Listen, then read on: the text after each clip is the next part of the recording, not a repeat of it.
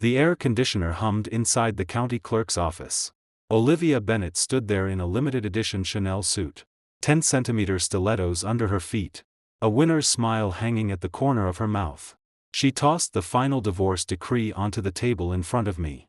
Ethan Carter. Sign it. Stop wasting time. I lowered my eyes to that thin piece of paper. The red seal stamped across it. 3 years of marriage were about to end in this moment. Olivia's voice was filled with impatience. Once you sign, I'm going straight to give Mason the status he deserves. He's been with me through building my company for the past 3 years. He's suffered too much. Mason. That 25-year-old male assistant. A full 8 years younger than her. I looked up at the woman who had once sworn she would grow old with me. There was not the slightest trace of reluctance in her eyes. Only urgency and coldness. I picked up the pen and signed my name on the divorce agreement. My handwriting was neat. Not a single stroke hesitated. Olivia immediately grabbed the divorce decree. Without even glancing at me, she turned and walked out. Her heels struck the marble floor with crisp, sharp clicks. That sound felt like a celebration. A celebration of finally being free from this marriage.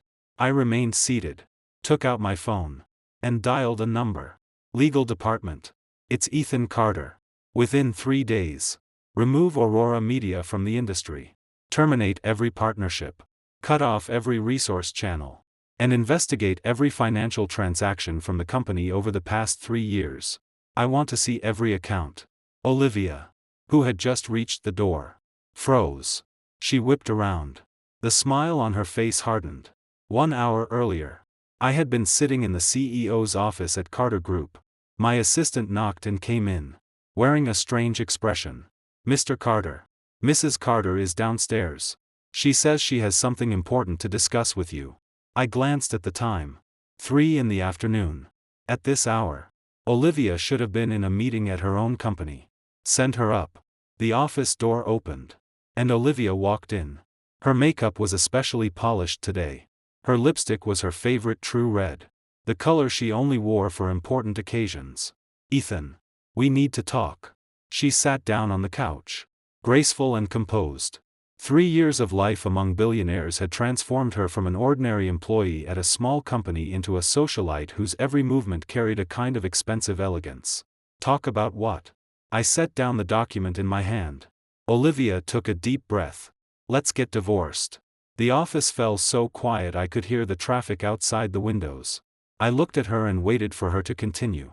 We haven't been happy these past 3 years. You know that. Her voice was calm, as if she were simply stating a fact. You're busy with the company all day. I have my own career to manage. There hasn't been any love between us for a long time. I leaned back in my chair. So we should part on good terms. Peacefully. Olivia took a document from her purse. This is the divorce agreement I had drafted. Take a look. I took it and flipped through a few pages. The agreement was simple. Premarital assets stayed with their original owners. There were no shared marital assets. On the surface, she really did seem to want a clean and peaceful separation. What's the reason? I asked. There has to be a reason. Olivia bit her lip. I met someone more suitable. Who? That's none of your concern. Our marriage was basically an alliance anyway. Ending it now is normal. She said it lightly. 3 years ago, Olivia Bennet had still been a junior planner at Meridian Media. We met at a business reception. She walked over to me with a glass of champagne. Mr. Carter. I'm Olivia Bennet. I've heard a lot about you. Back then. Her eyes shone with ambition and desire. Unlike other women who only knew how to flatter. She talked to me about trends in the media industry and where the future was heading. I found her interesting. Later, we met more and more often. She always appeared at exactly the right moment. When I worked overtime late into the night, she brought me hot coffee. When I returned from business trips, she waited for me at the airport. Half a year later, she cried and told me she had been wronged at work and wanted to quit to start her own business. Ethan, I want to build something of my own. But I don't have the startup capital. I don't want to ask you for help. But I truly don't know what to do. She cried beautifully. So fragile and helpless. My heart softened. What do you want to do? A media company. I've been in this industry for 5 years. I have experience and resources. I gave her $3 million in startup funding. She was overwhelmed with gratitude. She wrapped her arms around my neck and said, "Ethan, I'll never forget what you've done for me. Not in this lifetime." A month later, her company was registered.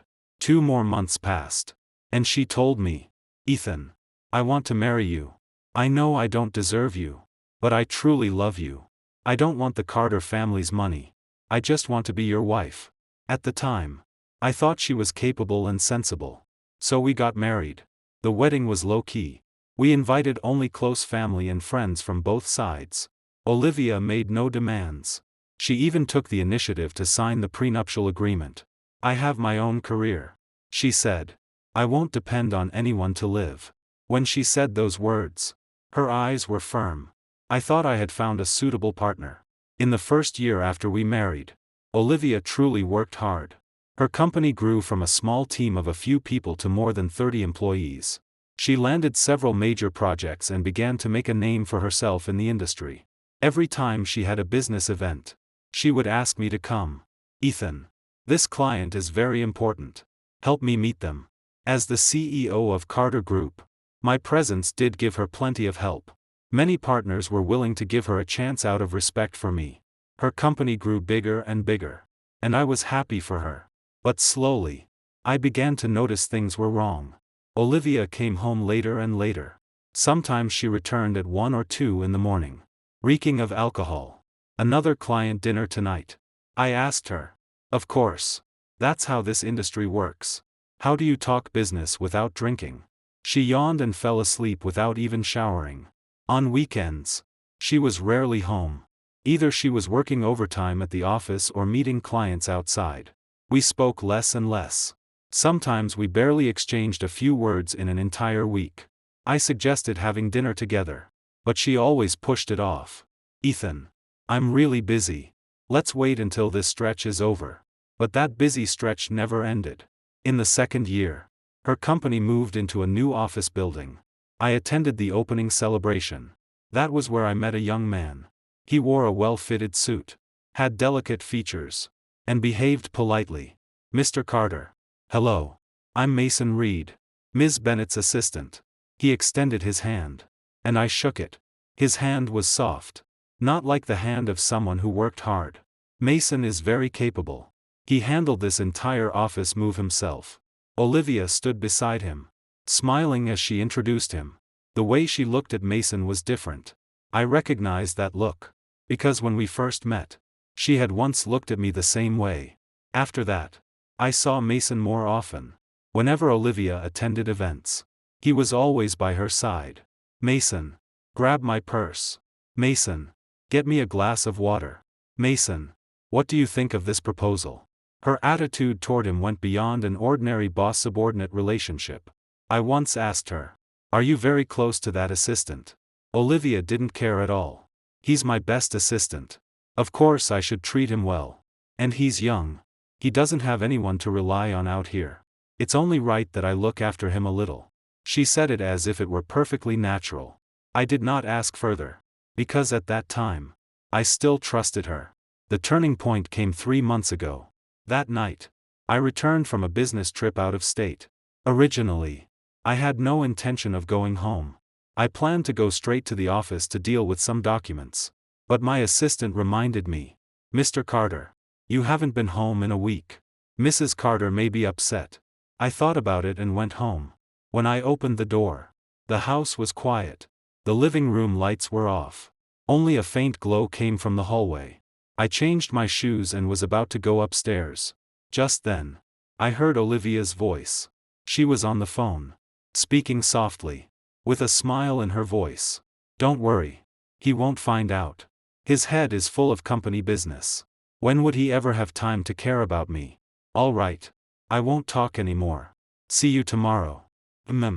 I miss you too." That last sentence stopped me in my tracks. I pushed open the bedroom door. Olivia was sitting on the bed, holding her phone. When she saw me, she clearly froze. "Why are you back? Didn't you say you'd be back tomorrow?" "My schedule changed." I looked at her. "Who were you talking to just now?" "A coworker. Something about work." She calmly set the phone aside. Talking about work this late? Yes. There's an important meeting tomorrow. We needed to prepare materials. She said it naturally. I could not see any flaw. I did not keep asking. I turned and went into the bathroom. Standing under the shower. Cold water pouring over my body. That sentence kept replaying in my mind. I miss you too. Would she say that to a coworker? I did not sleep that night. I lay in bed, staring at Olivia asleep beside me. Her sleeping face was peaceful. There was even a faint smile at the corner of her mouth. The next day, I hired a private investigator to look into her. A week later, the investigator placed a thick file in front of me. Mr. Carter, everything you asked for is here. I opened the folder. Inside were photo after photo. In those pictures, Olivia and Mason appeared together in all kinds of places. They ate together, watched movies together, went shopping together. In one picture, Mason's hand was wrapped around Olivia's waist. In another, Olivia stood on tiptoe and kissed Mason on the cheek. There was also a surveillance screenshot of them entering a hotel. The timestamp showed that it was a night when I had been out of town on business. How long have they been together? My voice was very calm. The investigator flipped through his notes. Based on our investigation, at least a year and a half. At first, they were careful. Later, they became more and more brazen. For the past 6 months, they've been meeting almost every week. I nodded. I understand. You can go. After the investigator left, I sat alone in my office. Outside the window was the bustling nightscape of the city. Lights from countless homes shining below. But I felt unbearably cold. A year and a half. For a full year and a half. She had played the role of a loyal wife in front of me. And behind my back, she had been intimate with another man. I thought about all those nights when she came home late. I thought about how she always used business dinners as an excuse. I thought about how she had become colder and colder toward me. So it had all been fake. I did not expose her immediately. Instead, I began quietly investigating her company. Soon, I found problems. Aurora Media's development over the past 3 years looked smooth on the surface. In reality, its finances were a complete mess. Most of the big projects she had taken on were losing money. The company had survived entirely on support from Carter Group's resources. The clients I introduced to her. The doors I opened for her. The costs I helped her save. She had never mentioned any of it. In front of outsiders. She always said she had built everything from nothing. She said she had fought her way to today's success with her own ability. She never mentioned my help. Even more ironic. Mason had the highest salary in her company. $15,000 a month. For an assistant in the media industry. That was an outrageous number. Besides that, she had given Mason a $150,000 luxury car. She reimbursed all of his living expenses. All of that money came from the company accounts. And the company's startup capital came from me. In other words, she had been using my money to support her lover. As I looked at those documents, I suddenly found it ridiculous. What had I been doing for the past 3 years? I thought I had married an independent, strong woman. I never imagined she had simply treated me as an ATM. As a stepping stone for her career. I began paying attention to her movements. I discovered that she and Mason met far more frequently than I had imagined. Sometimes she said she was meeting clients. But she was actually meeting Mason. Sometimes she said she was working late at the office. But she was actually getting a hotel room with him. She lied to me too easily. Because she knew I trusted her. Or rather, I was too busy to suspect her. Carter Group's business stretched across the country. Every day, I had countless matters to handle. How could I have the energy to manage her private life? She understood that. And that was why she dared to act so recklessly. 2 months ago, I found a receipt at home. It was from a jewelry store. It read, "One men's diamond ring. Valued at roughly $100,000. I held the receipt and asked her, "What is this?" Olivia glanced at it. And her expression shifted slightly. "Oh, that. A wedding gift for an important client. $100,000 gift. That client is very important. He could bring the company millions in business." She sounded completely justified. I did not ask further. I only put the receipt away.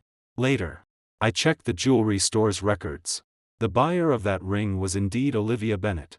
But the customization information said, "For the one I love most." It also requested that 2 names be engraved on it: Olivia Bennet and Mason Reed. When I saw that information, I was in the middle of a meeting. My phone vibrated, and my assistant sent me the investigation results. I stared at those 2 names on the screen, and suddenly, I understood everything. She planned to marry Mason. That was why she was in such a hurry to divorce me. I began preparing. First, I arranged for the legal department to clear out every cooperative relationship between Carter Group and Aurora Media. Take back every client resource we introduced to Olivia Bennet. Notify them in Carter Group's name that we will no longer endorse Aurora Media. The legal director hesitated. "Mr. Carter." Mrs. Carter sighed. "Do as I said." My tone allowed no argument. Then I contacted several partners in the industry. These people had long-term business relationships with Carter Group. They would listen to me. "For the projects involving Aurora Media, I'd like you to reconsider the partner." They all gave me respect. "Don't worry, Mr. Carter. I understand." After hanging up, I leaned back in my chair. All these years, the reason Olivia had been able to thrive in the media circle was largely because of my connections. Now that I was taking those resources back, what would happen to her company? I knew very clearly. Without clients, without cash flow, without industry resources, Aurora Media would not survive 3 months. I also had someone investigate Mason's background. That investigation uncovered quite a few interesting things. Mason Reed. Full name Mason Reed. 25 years old. Bachelor's degree. Ordinary family background. After graduating college, he had worked as an assistant at several companies but never lasted long. His longest job had lasted only half a year. 3 years ago, he came to Aurora Media for an interview. At that time, the company had just been founded and urgently needed staff. Olivia interviewed him and hired him on the spot. At first, he was just an ordinary employee with a salary of $750 a month. But very quickly, he became Olivia's personal assistant. His salary rose to $4,500, then $7,500, then $12,000, then $15,000. In just 1 year, his salary increased 20-fold. And his duties at the company, to put it plainly, were to keep Olivia company. Accompany her to meetings. Accompany her to business dinners. Accompany her on business trips. Other employees had plenty to say about it. In private, they all said Mason had climbed up through improper means.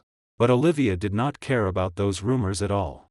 She even said publicly at the company's annual party, "Mason is my most capable assistant. All of you should learn from him." That kind of protection had already gone beyond the boundary between superior and subordinate. I looked at Mason's photo in the file. A young face. Sharp calculation in his eyes. I had seen plenty of people like him.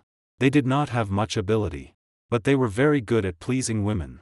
Especially successful women who longed to be worshipped. Olivia was probably trapped by that exact thing. A man 8 years younger than her obeyed her every word. He treated her like a queen. That feeling of being needed made her addicted. And with me, she could not get that feeling. I was too busy and ignored her emotions. I was too powerful and made her feel invisible. So she turned and threw herself into Mason's arms. I understood her choice. But I did not accept her betrayal. This afternoon, Olivia suddenly said she wanted a divorce. I knew she had finished preparing. She thought her company was already on track. She thought that even without me, she could still live very well. She had even begun planning her wedding with Mason. The latest report from the investigator showed that she had already booked a hotel. The date was next month. She could not wait to give Mason an official status. That was why she came to me today for the divorce. At the county clerk's office, I saw her expression very clearly. It was a look of relief. And a barely concealed excitement. She thought she was finally free. That she could finally be with Mason openly. When I signed my name on the divorce decree, her eyes lit up. She grabbed the decree without even looking at me. That back view was resolute. Unfortunately, she did not know. Starting today, her nightmare had only just begun. I dialed the legal department. My voice was as calm as if I were commenting on the weather. Within 3 days, Remove Aurora Media from the industry. Terminate every partnership. Cut off every resource channel. And investigate every financial transaction from the company over the past 3 years. I want to see every account. Olivia turned around. Her face white as paper. She rushed toward me, trying to snatch my phone. Ethan Carter. Are you insane? I stepped aside and continued speaking into the phone. Also, notify all major media platforms. Aurora Media is suspected of financial irregularities. Recommend suspending all cooperation. Ethan Carter. Olivia screamed. You can't do this. I built that company myself. I hung up and looked at her. You did build it yourself. But I provided the startup capital. I introduced the clients. I helped you establish the industry network. Now I'm taking those things back. Is there a problem? Olivia swayed. You're taking revenge. Revenge. I smiled. I'm only taking back what belongs to me. You used my money to support your lover. You used my resources to grow your company. Now that we're divorced, did you think you could keep using them? Olivia's expression changed again and again. You knew. When did I not know? I looked at the panic on her face and suddenly found it funny. You thought you hid it well. Olivia Bennett. I was just too lazy to expose you. She took a step back and leaned against the wall. Then why didn't you say something earlier? What would have been the point? I straightened my sleeve. I wanted to see how long you could keep acting. I wanted to see whether you would find your conscience and confess to me on your own. And what happened? You didn't confess. You only became worse. You even planned to marry him immediately after the divorce. I pointed toward the door. Where is your assistant right now? Is he waiting outside? Waiting for you to take the divorce decree and go surprise him. Tears fell from Olivia's eyes. Ethan. Don't call me Ethan. I cut her off. From now on, we have nothing to do with each other. You wanted freedom, didn't you? I gave it to you. But at the same time, I'm taking back everything that belongs to me. I walked past her toward the door. Ethan Carter. You can't treat me like this. Olivia shouted behind me. I gave you a lot during these 3 years too. I accompanied you to all kinds of events and helped you maintain your connections. I contributed too. I stopped and turned to look at her. You're right. You did contribute. That's why in the divorce agreement, I didn't ask you to return the $3 million in startup capital. Consider it payment for these 3 years. As for the future of your company, that will depend on your own ability. I pushed the door open. The sunlight was glaring. Outside, Mason was leaning against a white Porsche. When he saw me come out, the smile on his face stiffened. I walked to him and stopped. You're Mason. He swallowed. Mr. Carter. Nice to meet you. I extended my hand. Mason froze for a moment. Then reached out too. I held his hand and applied a little pressure. Take good care of her. But let me remind you of one thing. Without Carter Group's support, how long her company lasts will depend on your ability. I let go and patted his shoulder. Good luck. After saying that, I walked away without looking back. Behind me came Olivia's sobs. But that had nothing to do with me anymore. When I returned to the company, my assistant had already prepared the documents. Mr. Carter. This is the full cooperation list for Aurora Media. I have notified the relevant departments according to your instructions. I flipped through the file. Aurora Media currently had 12 projects under negotiation. 8 of them were clients introduced through Carter Group. The remaining 4 were also indirectly connected to Carter Group. Terminate all of these projects. For the signed contracts, begin breach procedures. We will cover the penalties. My assistant looked at me in surprise.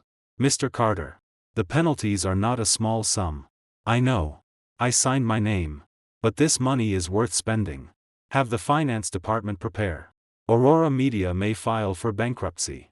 When their assets go to auction, I want to buy them all. My assistant nodded. I understand. Over the next 3 days, Aurora Media suffered a series of disasters. First, its biggest client suddenly terminated cooperation. That was a $4.5 million project already halfway completed. The client demanded a refund and compensation for losses. Immediately after that, several other clients withdrew their investments one after another. Their reasons varied, but the result was the same. Aurora Media's cash flow instantly broke. Olivia called me like crazy. More than 30 calls in one day. I did not answer a single one. She came to the company to find me. Security stopped her outside. I'm sorry, Ms. Bennett. Mr. Carter has instructed us not to see anyone. She stood downstairs for 2 hours. In the end, security asked her to leave. I stood in front of the floor-to-ceiling window in my office and looked down at her. Her figure looked so small. Just like 3 years ago, when she first came to Carter Group. Back then, she had also stood downstairs looking up at this building. Her eyes had been full of longing. Now, there was only despair in them. My assistant walked in. Mr. Carter, Olivia Bennett's assistant, Mason Reed, is here. He says he wants to see you. I turned around. Let him in. A few minutes later, Mason was brought into the office. He looked much more haggard. His eyes were bloodshot. Mr. Carter, please let Olivia go. He dropped straight to his knees. It was my fault. I seduced her. If you want revenge, take it out on me. Don't make things hard for her company. I looked at the young man kneeling on the floor. You think I'm taking revenge? Isn't that what this is? Mason lifted his head. You're doing this because you want Olivia to come back to you. Right. You still love her. That's why you're acting like this. I laughed. I laughed so hard tears almost came out. You really think too highly of yourself. I sat down on the sofa. Why would I want her to come back? She betrayed me. She kept a lover behind my back. Why would I still want her? Then why are you attacking her company? Mason asked in confusion. Because that company was mine to begin with. I lit a cigarette. The startup capital was mine. The client resources were mine. The industry connections were mine. She merely borrowed those things. Now I'm taking them back. Is there a problem? But Olivia put 3 years of hard work into it. Her hard work. I interrupted him. Her hard work went into buying you a ring. Into giving you a luxury car. Into paying for hotel rooms with you. All of that money came from the company accounts. And the company's money, at its root, came from me. Mason's face turned deathly pale.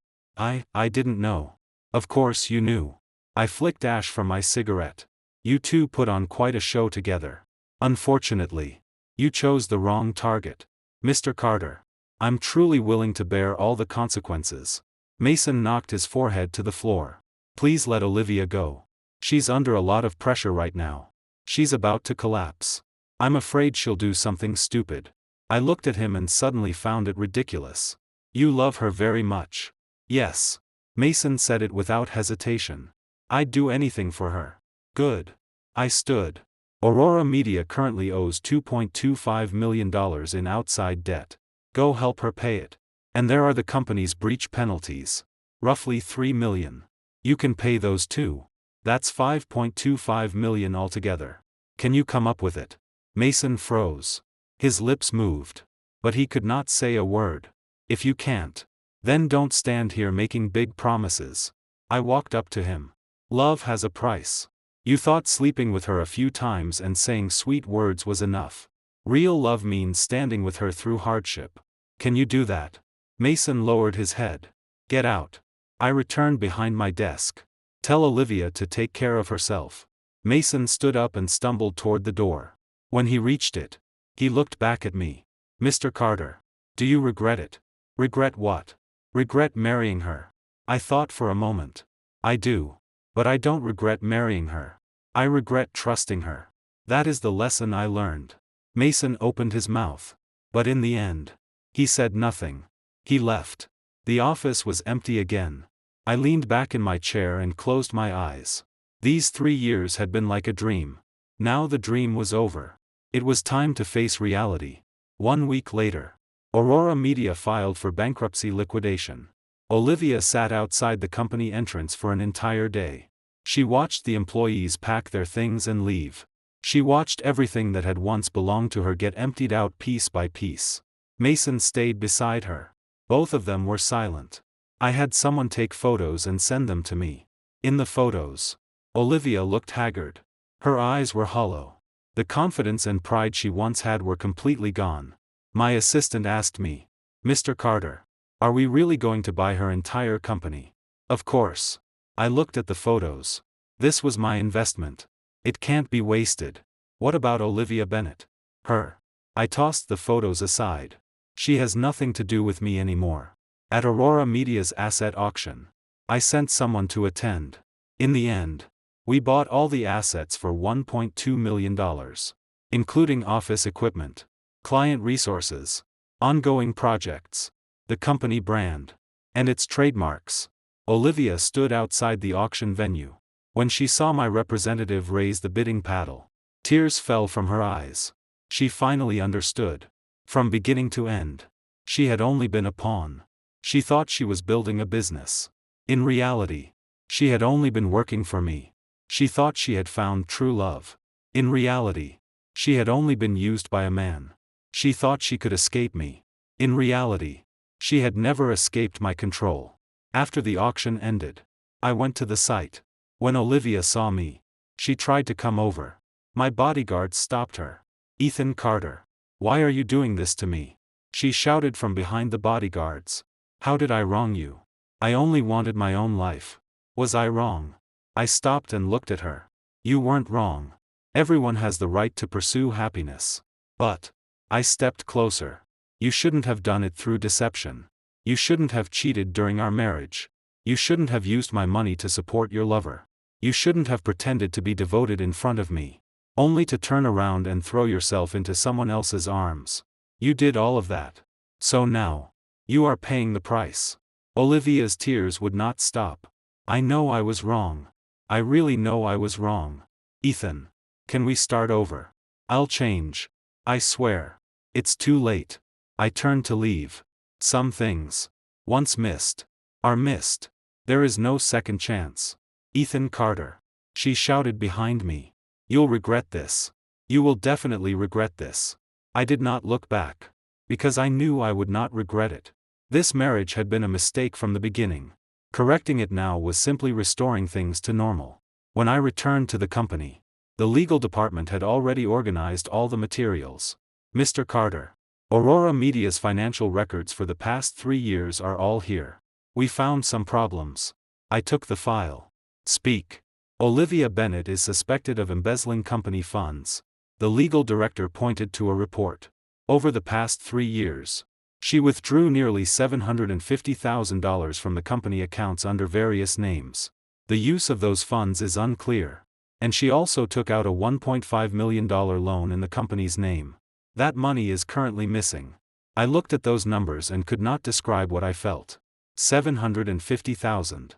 1.5 million. That was enough money for ordinary people to live on for a lifetime. But she had squandered it just like that. "Call the police." I closed the file. The necessary procedures still need to be followed. "Mr. Carter. In that case, Olivia Bennet may go to prison." The legal director reminded me. That was her choice. I stood. When you do wrong, you bear the consequences. That is the rule. 3 days later, Olivia was taken away by the police. The charges were embezzlement and contract fraud. When she was taken away, Mason cried beside her. "Olivia, I'll wait for you. I'll definitely wait until you get out." Olivia glanced at him and smiled bitterly. She knew this man would not wait for her. Waiting was the most torturous thing. And Mason did not have that kind of patience. Sure enough, in less than a month, Mason found a new job. He became an assistant at another media company. His boss was a strong woman in her 40s. Divorced. Rich. Lonely. Exactly like Olivia back then. He started the same trick again. Attentive. Considerate. Good with words. Very quickly, he gained that female boss's trust. Someone told Olivia, who was being detained, about it. She sat in the detention center for 3 full days. For 3 days. She did not eat. She did not speak. She only sat on the bed, staring blankly. When her lawyer came to see her, she asked one question. I really was stupid, wasn't I? The lawyer did not know how to answer. Olivia laughed at herself. I thought I was smart. I thought I could keep one foot in both worlds. I thought I could use Ethan Carter's resources and then walk away clean. And what happened? I lost completely. My company is gone. My freedom is gone. My love is gone. I have nothing left. Her tears fell again. But this time, no one would sympathize with her. Because all of this had been caused by her own choices. Olivia was sentenced to 5 years.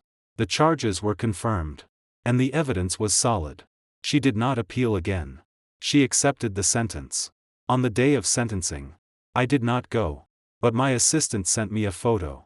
In the photo, Olivia wore a prison uniform. Her hair had been cut short. She looked several years older. When she looked toward the camera, there was no light left in her eyes. Like stagnant water. As I looked at the photo, I suddenly thought of 3 years ago. Back then, the light in her eyes had been almost dazzling. She said she wanted to build a career. She said she wanted to prove her abilities. She said she wanted to become an independent woman. And now, she had indeed proven herself. She had proven her own stupidity. Half a year later, one afternoon, I was handling documents in my office. My assistant knocked and came in, wearing a strange expression. "Mr. Carter, there's a woman downstairs claiming to be Olivia Bennett's mother." I looked up. "What does she want?" "She says she has something important to tell you." I thought for a moment. "Send her up."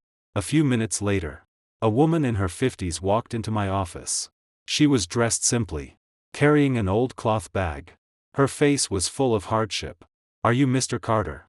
she asked carefully. "I am. Please sit." I pointed to the sofa. She sat down, both hands tightly clutching the cloth bag. "Mr. Carter, I'm Olivia's mother. My last name is Bennett too. I know Olivia did wrong. I'm not here to beg you to forgive her. I just want to ask, did she really embezzle that much money?" I nodded. "The evidence is solid." Mrs. Bennett's tears fell. But where did all that money go? She never gave me a penny. When her father was sick and hospitalized, I went to her to borrow money. And she said the company's cash was tight. Where did all that money go? I fell silent. I had been thinking about that question too. $750,000 in cash. A $1.5 million loan. The destination of that money was indeed suspicious. "Mr. Carter, I know something," Mrs. Bennett suddenly said. "Olivia has a ledger. It records all the expenses. She hid it in the safe at home. The password is her birthday. If you want to know the truth, you can go look." I looked at this bitterly pleading mother. She was not defending her daughter. She simply wanted to know the truth. "I'll go look." I nodded. Mrs. Bennett stood and bowed deeply. "Thank you, Mr. Carter.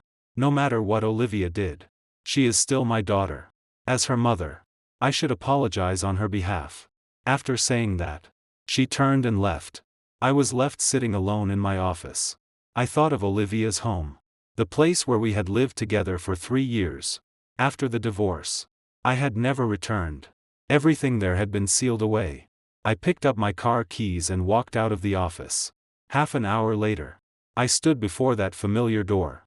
When I pushed it open, a layer of dust covered the inside. The furniture was still there, but there was no trace of life anymore. I walked into the bedroom and opened the closet. The safe was hidden at the very back of the closet. I entered the password, and the safe opened. Inside was a black notebook. I picked it up and opened the first page. It was densely filled with all kinds of expenses. I read page after page, and my expression grew uglier, because I discovered that most of the money had gone to Mason. Buying him a car, buying him a house, buying him luxury goods. There was even a $450,000 investment in a project Mason wanted to do. That project had failed long ago. I kept flipping and suddenly saw a special page of records. It read, "Medical treatment for Mason's father, $75,000. Retirement support for Mason's mother, $45,000. Tuition for Mason's younger brother, $30,000. I froze. Mason had told me his family background was ordinary. But from these records, his family was living quite well. And all of it had been given by Olivia. I closed the notebook and suddenly understood something. Olivia had not been tricked by Mason's charm alone. She had willingly given everything to him. She thought she had found true love. She thought Mason truly treated her well. So she gave him all the money. Including the money she embezzled from the company. Including the money she borrowed through loans. She poured everything she had into making Mason live well. But Mason, after something happened to her, He immediately found a new backer. He was not even willing to wait. Standing in that empty room, I suddenly felt Olivia was pathetic. She had been smart her whole life. Yet she fell because of one man. She thought she was in love. In reality, she was simply being used. I took out my phone and dialed a number. Help me investigate all of Mason Reed's assets. His real estate, vehicles, bank accounts, and his family's situation. The more detailed, the better. After hanging up, I looked at the notebook in my hand. It recorded everything Olivia had given. It also recorded her foolishness. I sighed, put the notebook back in the safe, and left that place full of memories. At the door, I looked back once. This home had completely become a thing of the past. 2 days later, the investigation results came out. Mason did indeed have a house in his name, valued at $300,000. He also had a car worth $120,000. There was $45,000 in his bank account. His parents lived in a villa back home, worth $225,000. His younger brother was studying abroad, costing $75,000 a year. All of that added up to more than $750,000. Every cent had been given by Olivia. And what had Mason given Olivia in return? Betrayal, abandonment, coldness. Looking at this report, I suddenly made a decision. I would make Mason pay the price. Not for Olivia. For justice. I had the lawyer draft a lawsuit. We sued Mason for fraud. The reason was that he had obtained Olivia's property under the guise of love. The amount was huge. And the circumstances were serious. At the same time, I had someone find Mason's new boss. We told her everything he had done before. After hearing it, that female boss fired Mason on the spot. She also called the police, saying he was suspected of fraud. When Mason was taken away by the police, his face was deathly pale. He probably never imagined he would have this day too. He thought he could go on forever like this, using his young face and sweet words to deceive one lonely woman after another. But he forgot. What goes around comes around. When you do wrong, you must pay the price. In court, Mason knelt on the floor and begged for mercy. Your Honor, I know I was wrong. I'm willing to return all the money. Please give me one chance. But the judge ignored him. In the end, Mason was sentenced to 3 years. The charge was fraud. At sentencing, Mrs. Bennett sat in the gallery. She watched Mason being taken away, tears streaming down her face. If Olivia hears this, I don't know what she'll do. She murmured to herself. I sat beside her and said nothing, because I knew Olivia would suffer greatly. The person she loved had only been a liar. Everything she had given had been a joke. But that was reality. Cruel, yet true. After Mason went to prison, I had someone tell Olivia the news. When she heard it in prison, she completely broke down. She did not believe it. She refused to believe it. She thought I must be taking revenge on Mason. She thought I must be lying. She went on a hunger strike for 3 days. Only after persuasion from the prison guards did she begin eating again. But her mental state was terrible. She sat in her cell all day, staring blankly. She did not speak, did not communicate, like a walking corpse. The prison psychologist tried to counsel her, but she said nothing. She only mechanically repeated her daily labor. Eating, sleeping, working, like an emotionless machine. Half a year later, Mrs. Bennett applied to visit her. Mother and daughter looked at each other through the glass. Mrs. Bennett's tears would not stop falling. Olivia, you have to be strong. Mom will wait for you to come out. We'll start over. Okay. Olivia looked at her mother, her eyes hollow. Mom, I was wrong. Her voice was hoarse. I was really wrong. I shouldn't have been so greedy. I shouldn't have been so stupid. I shouldn't have destroyed my life for someone who wasn't worth it.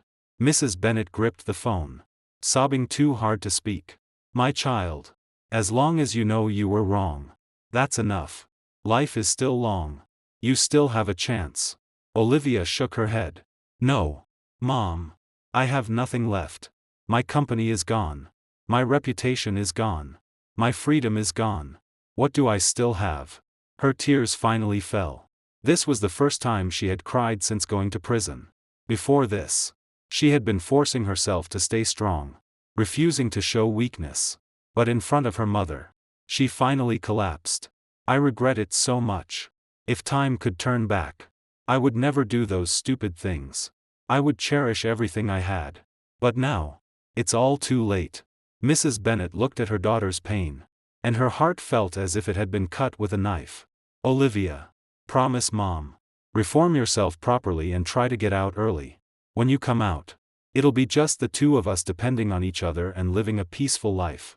Stop chasing those empty things. Olivia nodded. I will. Mom. I definitely will. After visiting time ended, Mrs. Bennet left the prison. She stood at the gate for a long time, looking at those high walls, her heart filled with sorrow. Her daughter had once been so proud, so outstanding. Now she had fallen to this state, all because of a moment of greed and stupidity. Through my lawyer, I sent Olivia a copy of the Black Notebook. When she received it, she froze completely. She opened the notebook and looked at each record. She had written all of those entries herself. She remembered clearly where every dollar had gone. She had thought she was giving for love. But now, looking at it, she had only been used. She closed the notebook and leaned against the wall, closing her eyes. Tears slid from the corners. This was the greatest irony of her life. She had thought herself clever. She thought she could use Ethan Carter's resources to build a business. She thought she could keep one foot in two boats and win both career and love. And what happened? She had been used by Mason. Her money, her feelings, her trust, all of it had been cheated away by him. And she had foolishly believed it was true love. She thought of Ethan Carter. She thought of the man she had betrayed. In her eyes, Ethan had been too busy, too cold, and not romantic.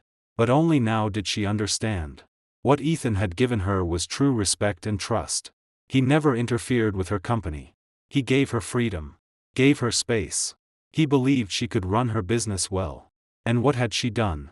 She had taken that trust for granted.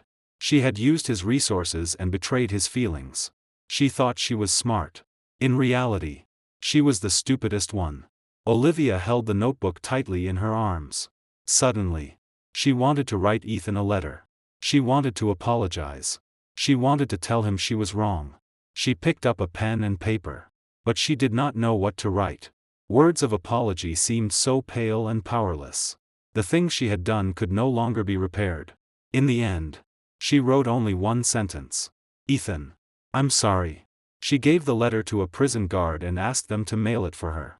1 week later, the letter was returned. Written on it were the words, addressee unknown. Olivia looked at the returned letter and smiled bitterly. That was right. In Ethan Carter's world, she no longer existed. He would not accept her letter. Just as she would never appear in his life again. Everything was over. Day after day passed. In prison, Olivia learned many things. She learned to follow rules. Learned to control her emotions. Learned to reflect on her mistakes. She performed well at work in prison. She never caused trouble and never complained. Every day, she completed her assigned tasks seriously. In the prison library, she read many books. Some were about entrepreneurship. Some were about life. Others were about how to start over. In one book, she saw a sentence. The greatest failure in life is not falling down, but never daring to run. She underlined that sentence. Then she wrote a line beside it. I ran. And I fell. But at least I tried. 2 years later, because of good behavior, she received a reduced sentence. On the day she was released, Mrs. Bennet waited at the gate. Mother and daughter hugged each other and cried. Mom, I'm out. Olivia's voice choked. You're out. That's all that matters. Mrs. Bennet patted her back. From now on, we'll live properly. Olivia nodded. She looked around at the world outside. The sky was still the same sky. The earth was still the same earth. But she was no longer the woman she had been. She had become more mature, more steady. She understood better what truly mattered. After leaving prison, Olivia did not return to her original city. She and her mother moved to a small town. There, no one knew her. No one knew her past. She could start over. She opened a small bookstore in town. The shop was not big. Only a little over 200 square feet. but it was arranged warmly. Every morning, she cleaned the store and organized the books. She received the customers who came and went. Life was simple, but fulfilling. Sometimes, she would think of those 3 glorious years. She would think of everything she once had. She would think of the weight the name Olivia Bennet once carried in the industry. But all of that had become the past. Now she was only an ordinary bookstore owner, living an ordinary person's life. That was good too. At least she no longer had to worry about losing anything. Because she no longer had anything left to lose. One afternoon, a young woman came into the bookstore. She wore professional clothes and looked like a city office worker. "Ma'am, I'm looking for a book about starting a business." Olivia looked up and saw a familiar shadow. That young woman's eyes were exactly like hers had been back then. Full of ambition. Full of desire. "You want to start a business?" Olivia asked. "Yes. I've been at my company for 5 years. And I think it's time to go out and try something of my own." The young woman spoke excitedly. "I already have a business plan. I'm only missing the startup capital. My boyfriend said he'll support me. He knows a lot of people in the industry." Listening to those words, Olivia's heart stirred. This young woman was just like the old her. Full of confidence. But unaware of how many traps lay ahead. "What does your boyfriend do?" she asked. "He's a general manager at a company. He's very capable." The young woman said it proudly. "He said he'll introduce clients to me and provide resources. With his support, I'll definitely succeed." Olivia looked at her and suddenly wanted to say something. But when the words reached her mouth, she swallowed them back. Everyone had their own road to walk. She could not deny someone else's dream just because of her own failure. "This book is good. You can take a look." She handed the young woman a book. The young woman took it and flipped through a few pages. "Thank you, ma'am. I'll buy it." After paying, the young woman prepared to leave. When she reached the door, Olivia suddenly called out to her. "Mississippi, may I say one thing to you?" The young woman turned back. "Of course. Starting a business is a good thing. But you must stay clear-headed," Olivia said seriously. "Don't place all your hopes on someone else. Especially a man. The only person you can truly rely on is yourself." The young woman froze for a moment. Then smiled. "Ma'am, do you have some kind of story?" Olivia smiled too. "I suppose I do. A very long and very stupid story. But that is all in the past." The young woman nodded and pushed the door open to leave. Olivia stood by the window and watched her back. She hoped the girl would not repeat her mistakes. She hoped she would walk more steadily and go farther. Another year passed. The bookstore's business grew better and better. Olivia's reputation in town grew better too. Everyone knew there was a good bookstore owner in town. Kind, quiet, but always able to give just the right advice. A young man wanted to quit his job to chase his dream. Olivia told him, "Dreams matter. But so does bread. Before chasing your dream, make sure you won't starve." A woman wanted to give up her job for her boyfriend. Olivia told her, "Love requires giving. But don't lose yourself. Someone who truly loves you won't make you give up everything." A middle-aged man failed in business and could not let it go. Olivia told him, "Failure isn't frightening. What's frightening is losing the courage to start over. As long as you're alive, there's still a chance." She turned her own experience into advice for others. She used her failure to help others avoid the same traps. Slowly, she realized her mindset had changed. She no longer resented Ethan Carter. Because if not for his decisiveness, she might have kept walking farther and farther down the wrong road. She no longer resented Mason either. Because she had been the one who chose to believe him. The one who chose to give to him. She could only resent herself. Her greed. Her stupidity. But now, even that resentment had faded. Because she understood one truth. Life is a process of trial and error. What matters is not how many mistakes you make. What matters is whether you can learn from them. Whether you can stand up again after falling. 3 years later. One day, a well-dressed middle-aged man came into the bookstore. He stood in front of the shelves for a long time. Finally, he picked up a book and walked to the register. Olivia looked up and froze completely. Mr. Carter. Standing in front of her was Ethan Carter. 3 years had passed. And he looked much more mature. There was some gray at his temples, and fine lines at the corners of his eyes. But those eyes were still deep. "Long time no see," Ethan said calmly. Olivia's hands trembled. She had never imagined she would meet him here. "Why? Why are you here?" "Passing through." Ethan placed the book on the register. "How much is this book?" Olivia glanced at the title. "Starting over. $3. Her voice was very soft. Ethan took out his wallet and pulled out a $20 bill. "Keep the change." After saying that, he picked up the book and turned to leave. "Wait." Olivia called out to him. Ethan stopped. But he did not turn around. I want to say I'm sorry." Tears flowed down Olivia's face. "These past 3 years. I've regretted it every day. I regret what I did back then. I regret hurting you.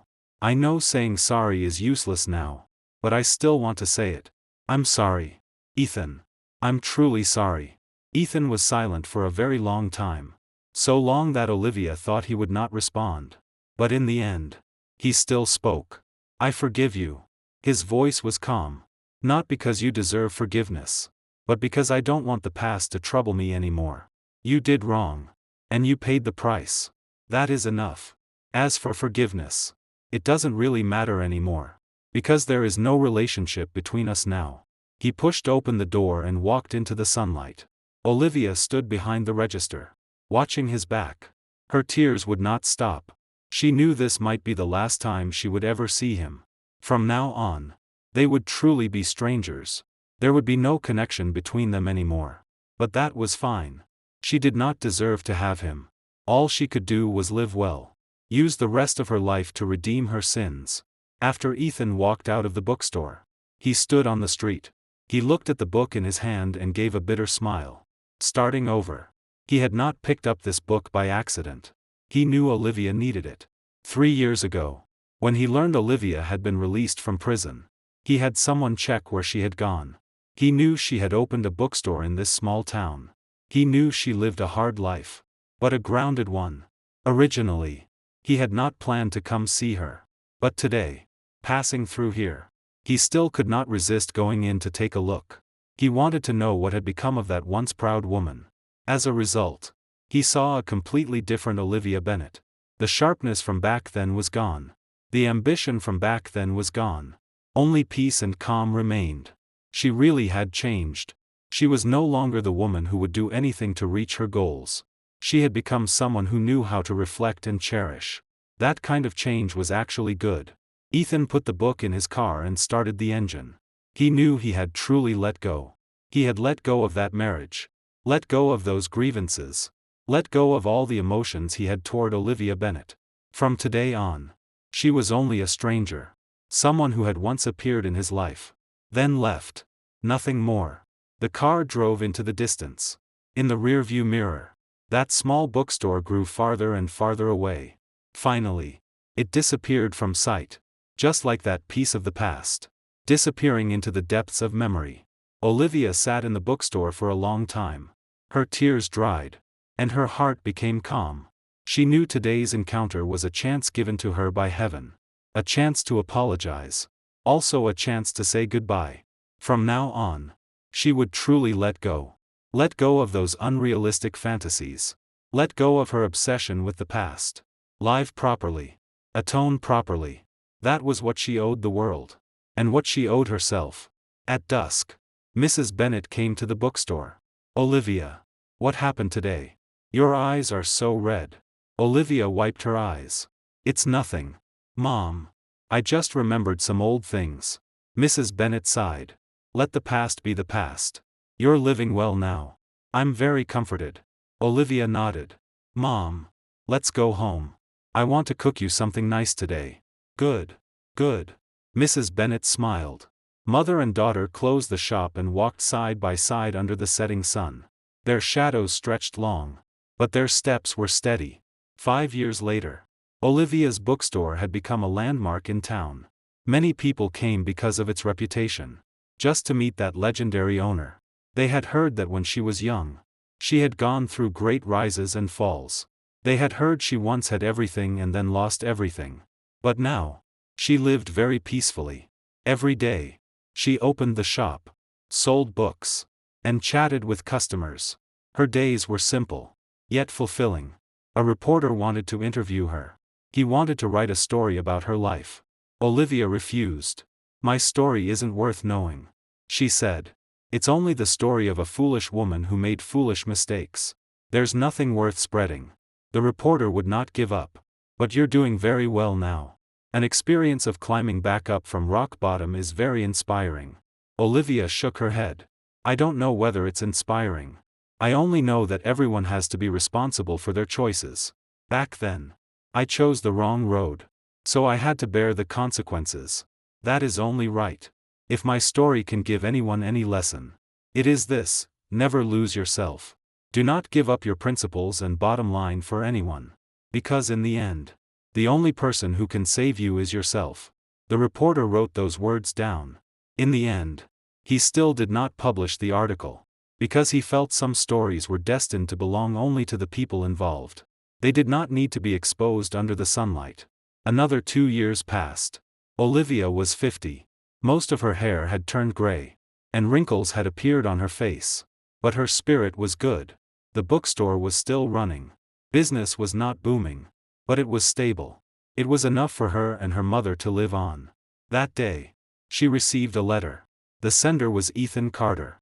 She froze for a long time before opening the envelope. Inside was only one card. On it were a few words: "Wishing you peace and happiness." There was no signature, but she knew who it was from. Holding the card, Olivia's tears fell again. So many years had passed. He still remembered her.